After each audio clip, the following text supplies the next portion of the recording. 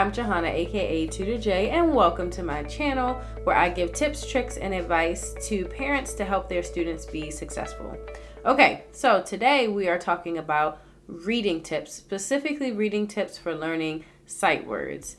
Sight words are words that most students are expected to know upon sight by looking at them. A lot of times sight words are not easily distinguishable by reading the letter sounds. Sometimes they are. But in any case, the more sight words you know, usually the faster you'll be able to read. So I'm going to explain morning, afternoon, and evening activities, fun activities that you can do with your child to help them to learn sight words a lot faster and not be bored to death. Okay, let's start with morning.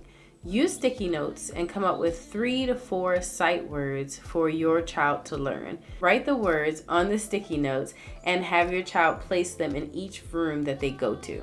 It's a really good way to have your student remember the sight words, and I would suggest each time they move to the next room, they have to read the word and spell it. You can have them come right back to you after they've left a room or entered a room and then spell it and read the word for you. The alternative to this could be leaving the sticky notes in frequently used areas for the student. However, I find that unless you actually have an activity where they have to do something, they probably aren't going to read the words that you have laying around. So get them engaged, maybe give them a reward each time they're able to read the word and spell the word. Okay, afternoon activity. So afternoons I think should be reserved for study time, and it should be very apparent that that's what the student is doing. So when I'm teaching sight words, especially if I have students at least twice a week, then I will typically have a different assignment for each day, and every week it's the same assignment, but we might of course we rotate on what the sight word is. So in the afternoon, I would do a very hands-on activity that practices handwriting and spelling. So for your first day, maybe on a Monday, when you introduce the 3 sight words, your afternoon activity could be write the sight words 3 times or write the sight words 5 times. On Tuesday, it could be to unscramble the sight words. So I would create afternoon activities that are completely task-oriented so that your student knows that there is a time and place for fun, engaging activities. But there's also a time and place for fun, engaging activities where you have to sit down and you have to focus.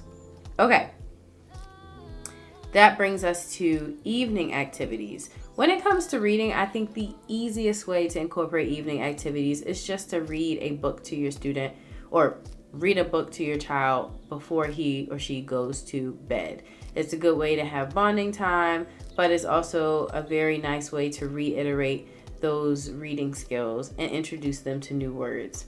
There's also the element of your student hearing the word and making the connection. If you're able to, try to come up with at least 3 or 4 sentences that your student can read that have the sight words in that they have been learning earlier in the day or earlier in the week. So it's about continuously reiterating those words because eventually they will catch on. Students catch on very quickly and they absorb just like sponges. At the end of the day, the most important thing is to make these activities fun.